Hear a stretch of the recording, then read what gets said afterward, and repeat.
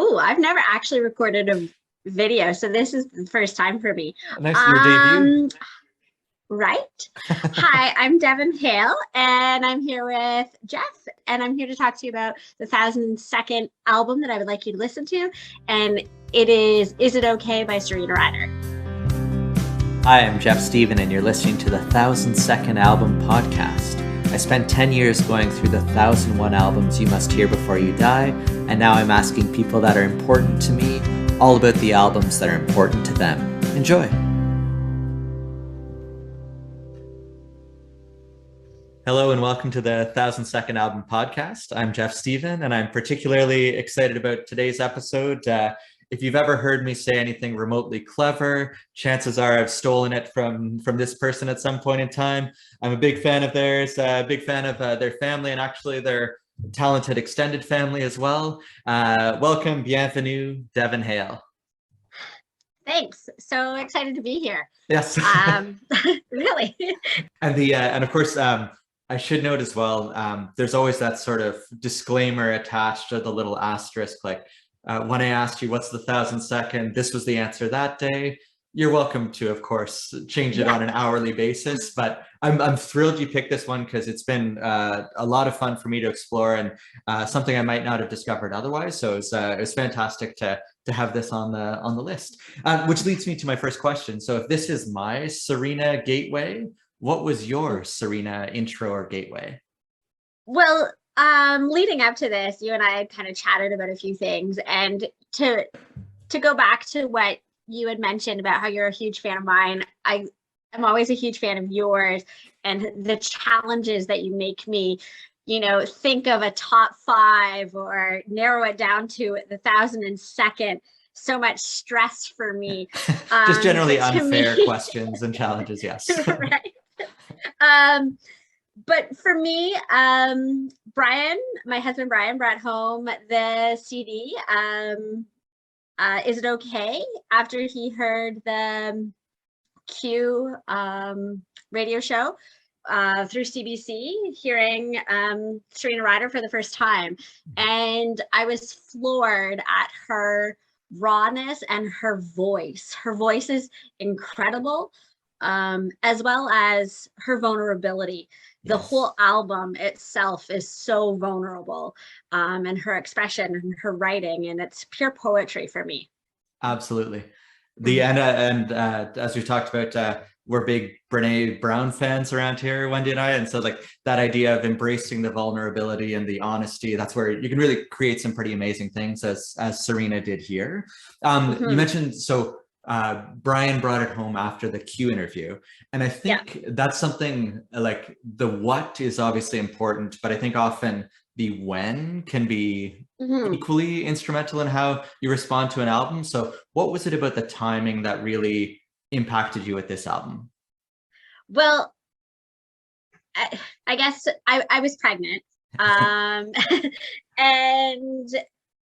I always say to my firstborn that she was the greatest mistake I'd ever made. She was not planned. And so for me, something that people don't talk about, especially women after being pregnant, is that you also not only are you excited to have a baby, but you also kind of mourn for yourself and what you used to be.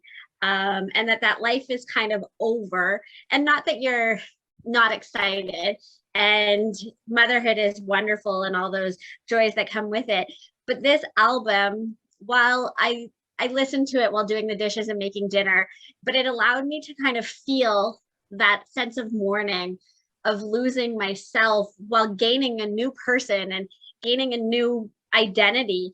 But you kind of mourn what you used to be in that old life. And I don't think women particularly, I didn't mean to kind of, make this into a whole feminist thing, but I don't think women really talk about that idea of mourning themselves when, you're about to have your firstborn.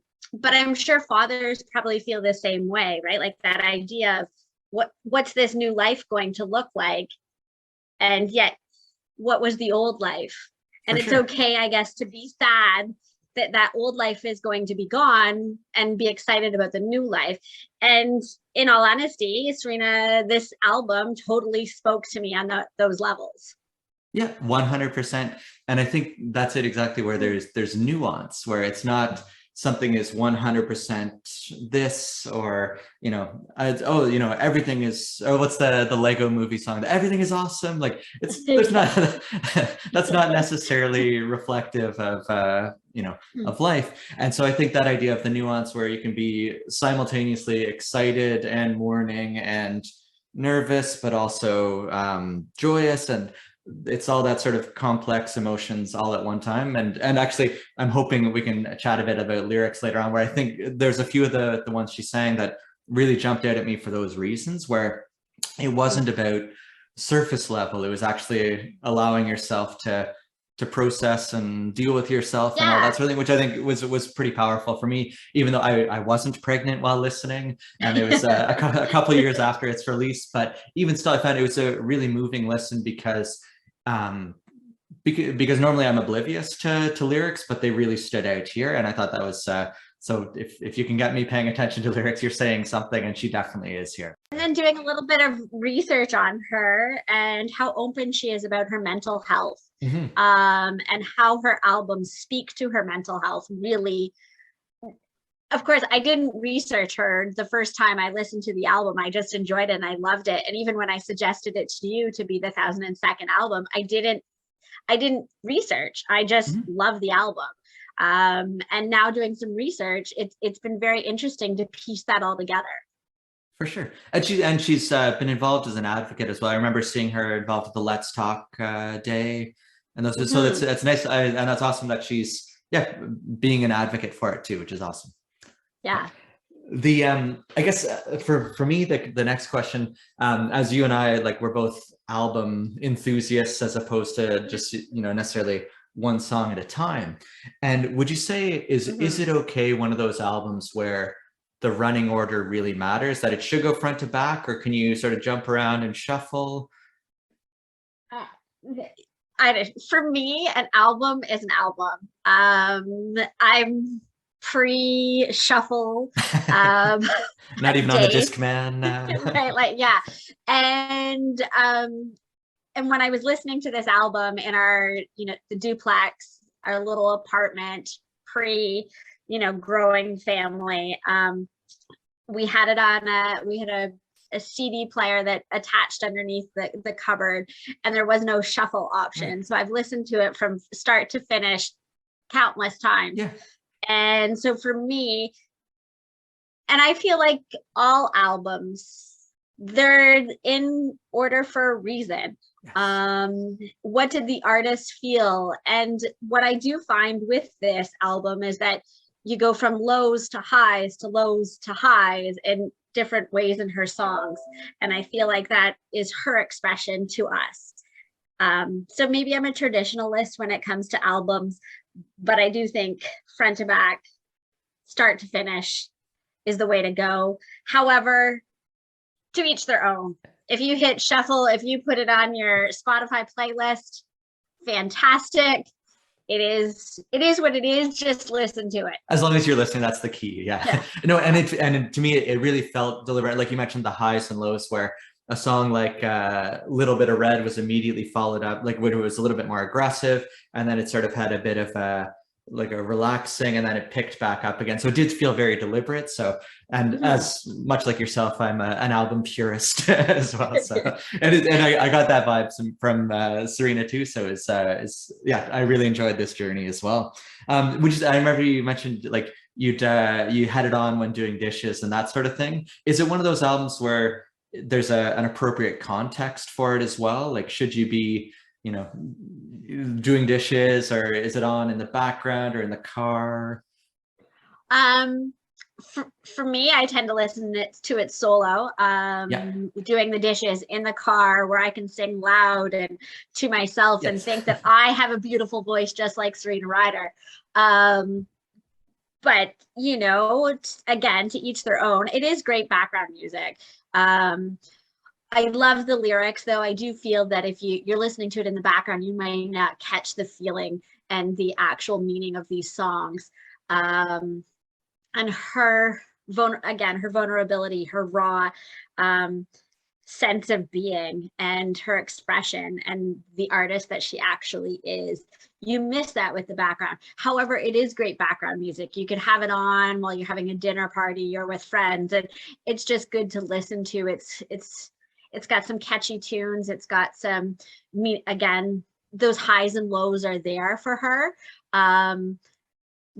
But yeah, I do enjoy listening to it solo and doing the dishes and making dinner and in the car where you can, or even in the shower as you're power singing those songs. Good acoustics in there as well. So yeah, right? and I find it for me, it was I really enjoyed listening to her when going out for a run, because like that would, like, the headphones are in, there's no other distractions. And so I found in that sense, like, whereas if I was at home with it sort of on, like you said, I wasn't as tuned in necessarily to the lyrics. It's still, yeah, you're getting a good return on your investment because you're still enjoying the album. But there's something about that independent listening when then the words are really starting to resonate. And I thought that was the one that worked well for me. But again, I think probably the safe answer is like, just listen and it'll be good. Yeah. And funny that you mentioned out for a jog, because for me, when I'm jogging, I really need, some uplifting music and some powerful music. And her music, while not necessarily uplifting, it is powerful, and it does have a good beat. Especially when you look at what's the name of the song? The black and white. That Little Red. Yeah. And like it really takes you up higher. Yes. I think it's funny, Holly had a soccer game earlier this year where she's on the red team, and the team they were playing against was black and white uniforms. And at one point in the game, there's one red jersey surrounded by 4 black and white jerseys. And of course, I thought of the reference like 20 seconds too late. It's like, black and white needs a little bit of red. But again, it might have sailed over the kids' heads too. But I was pleased to have I wouldn't have expected that connection to be made, but it was fun having Serena in my head even while watching kids soccer as well. So, nice. But and speaking of lyrics in one's head, of course, one of the activities I quite enjoy doing with you is the inevitable top 5s. And I proposed the idea of doing it's not really a fair challenge, but of course, where would the fun be without that?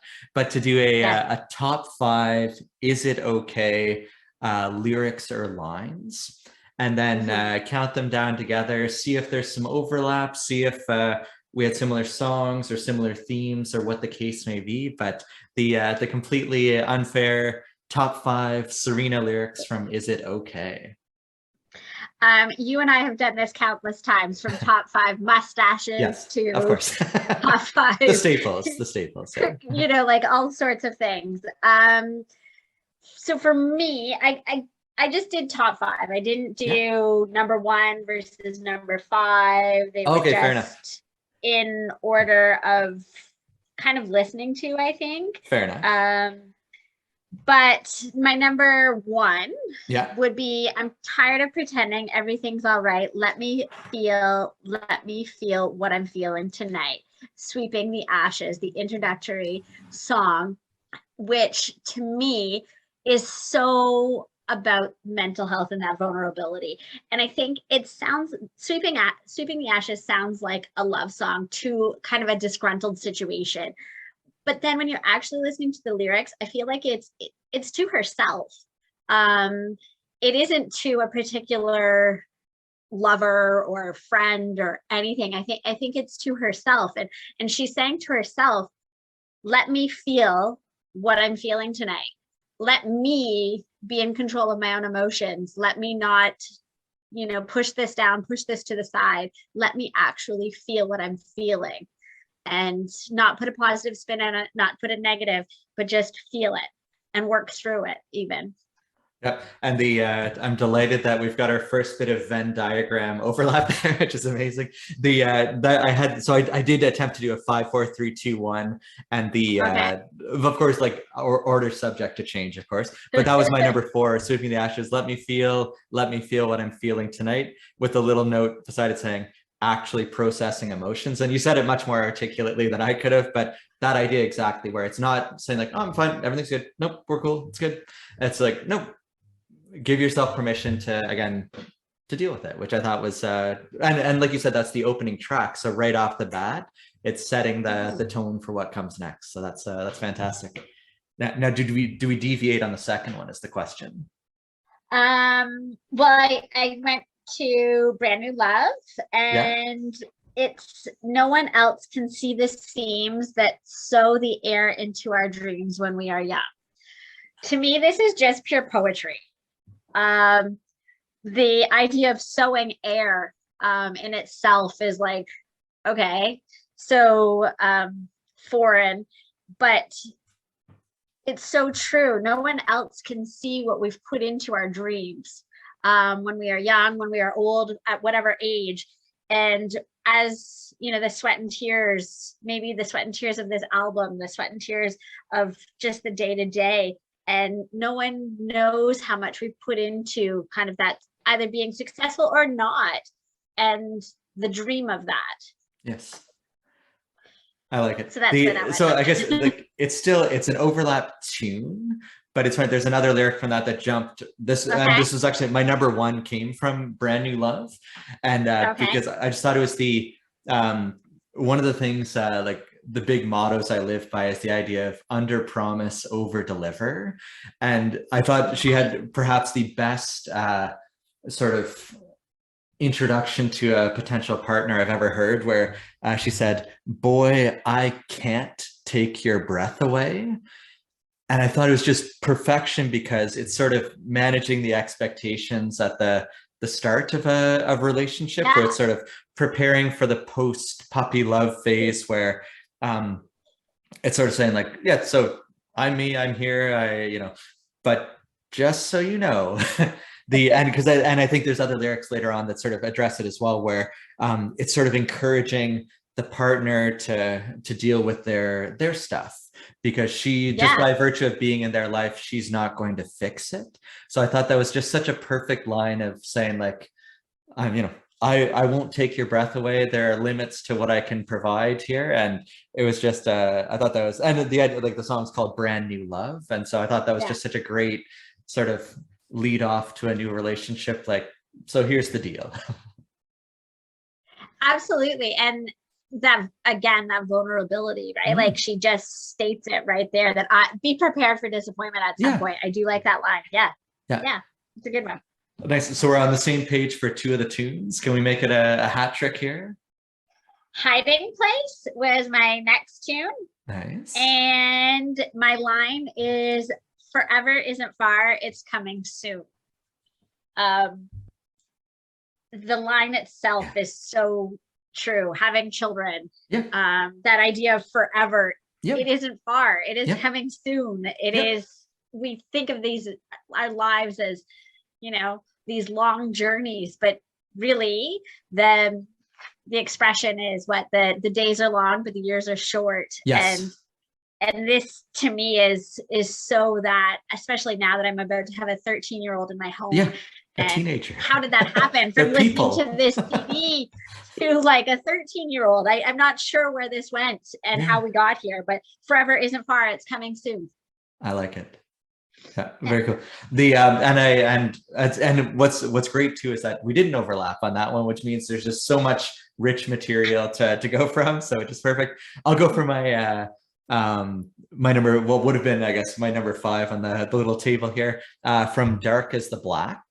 And she had the great lyric, there's nothing to good intentions. And it's sort of like, I got a vibe, a very Gord Downie vibe, with the idea of like, no one's interested in something you didn't do. So where it's not about optics, it's actually about meaningful action. And so it's one thing to mean to do the right thing, but actually following through is is infinitely more important. So I love that line. There's nothing to good intentions.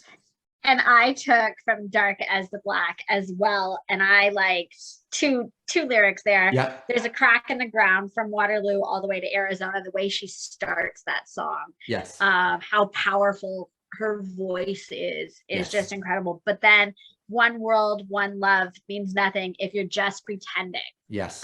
Which matches your lyric. Yeah. And that idea of, we say it, one world, one love, yet their words, actions speak louder than words. And she uses the word pretend a lot. Yes. In this album, from the first one, Sweeping the Ashes, as well as when she says, let's pretend we have colds and stay in bed all day. It just comes up a lot, that idea that we're constantly pretending to be something, and where we should just be. We should just feel what we feel, be what we are. I'm not going to take your breath away. This is me. And there's no, I'm not hiding that anymore. Yeah. I love that. Yeah. The authenticity and not being afraid of the imperfections. So 100%. Yeah. That's great. The, my other one, or another one I had here was my sort of like answer where I bent the rules a little and had 2 for the price of 1, where the song Blown Like the Wind at Night, I couldn't narrow it down to 1. So the first part of it, I think the first one that jumped out was, oh, I'm blown like the wind at night, but I ain't shaken. Yes. And it reminded me of one you told me about with the I can't remember the exact phrasing, but it was like she was swimming but not drowning, or like I'm not a swimmer, but I know I'll never drown. That's it. Yeah. From her her after album, the one with Stomp Up. That's right. And so that sort of image came to me again, of the idea of like like bending but not being done. So I thought that was again a pretty powerful image. And then another one too, which sort of fits in with what you were saying in my first question about the Serena intro, and sort of acknowledging the phases of life that you're going through, or that we're all going through. And I loved the line where she said, I hope to God you haven't seen the last part of the best of me. And that idea of sort of maybe a fear of having peaked, or a fear of one chapter closing and the next one might not have the same meaning, or that sort of thing, or being in decline, like the idea that have I already, been at my best, and that sort of thing, and hoping that that's not the case. And I thought, again, another lyric that I just couldn't leave off the table here. Which, Blown Like the Wind was on my original list, but then I had way too many for the top 5. So, which I had that exact lyric that you had, but it was on my original. So I had to cut, but I'm glad you added it so that we could still talk about it. Exactly. I'd like to think it's great minds thinking alike rather than fools seldom differing, but it could be just like these self-imposed top 5 restrictions maybe just need to extend to a 10 or something right like that, so. But then you and I would then continue the conversation for hours. It wouldn't be this 15-minute chat. It would be extended, and putting limits on you and I and our thoughts and these it is important. Well, and it's sort of like if you have a small house and it's full of stuff, you move to a bigger house, somehow it'll still fill up with stuff as well. So I'm sure whatever top we gave ourselves, you'd overflow it either way. So, right. So it's inevitable, I guess. And do you still have one more in the list there? I do. Weak in the Knees. Yeah. It is. I love it. The Weak in the Knees is such a good song. Yeah. It's such a powerful love song, if you will. I'm weak in the knees for you, but I'll stand if you want me to. My legs are strong and I move on. And that idea that, I don't know whether she really means it, of I'll stand for you, I will give you whatever you need, but my legs are strong, and if I will move on. Yeah.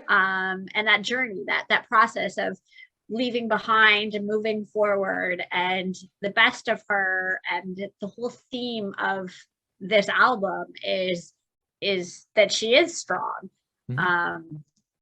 Be it with mental health, with a significant other, or what have you, that she will move on. And Weak in the Knees was, you know, it's the one that wins the awards for best song. I can't remember what she won for, but nonetheless, like, this was the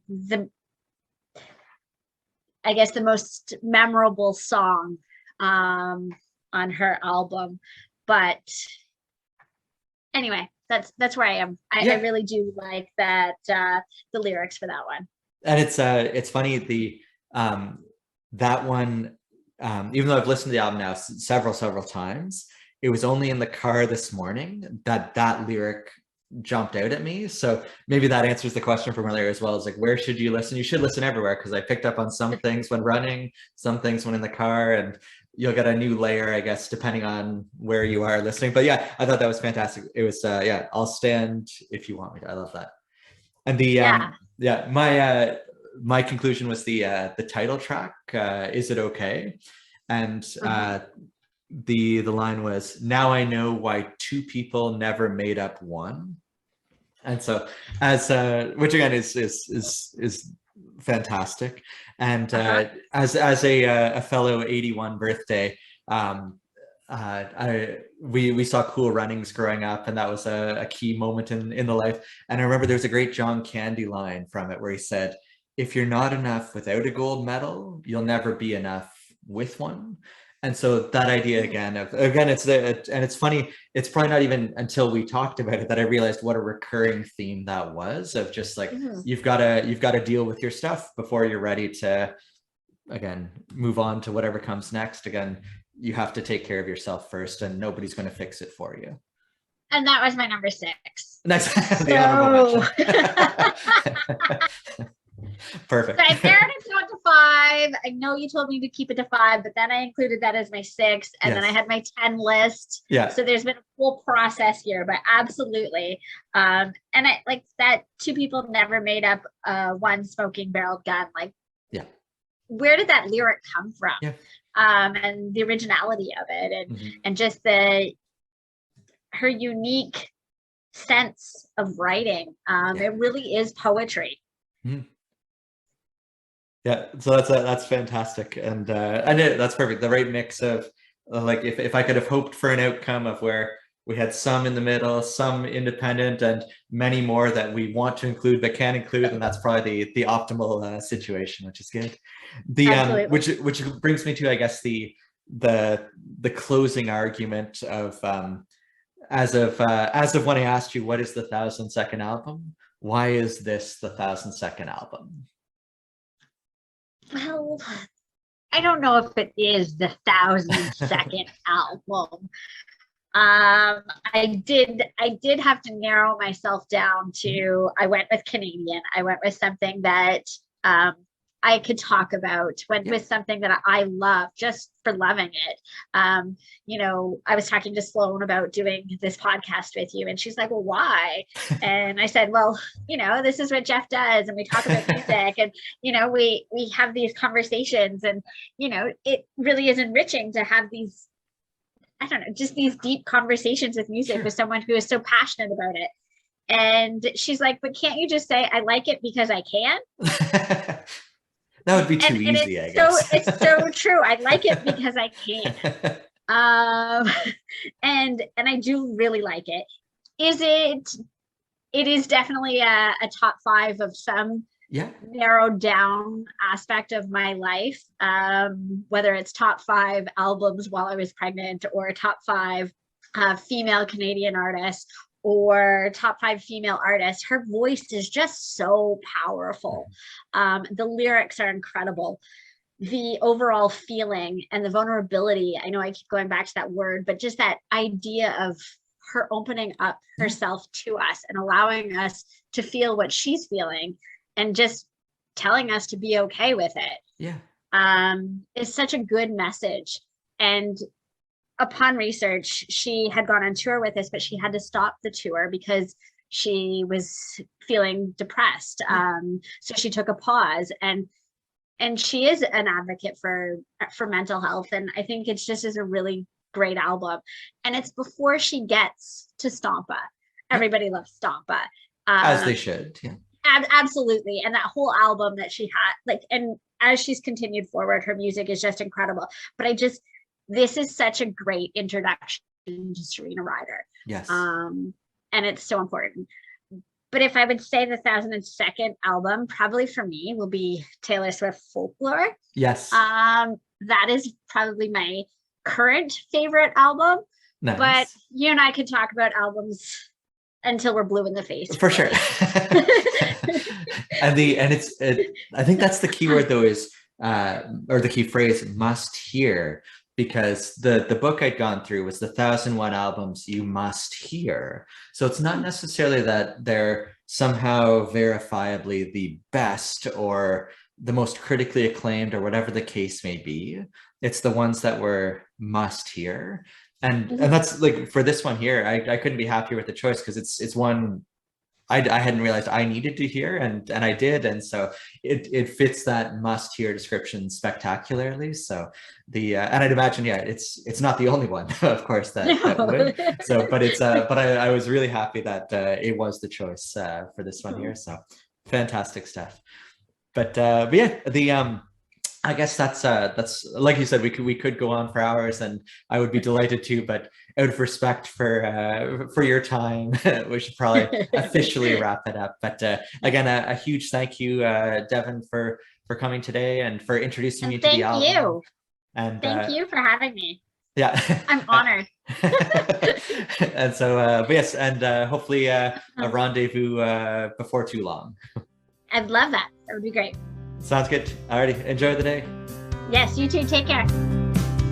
This has been the 1002nd Album Podcast. Thanks for sharing some of your time, energy, and attention with us today. Take care.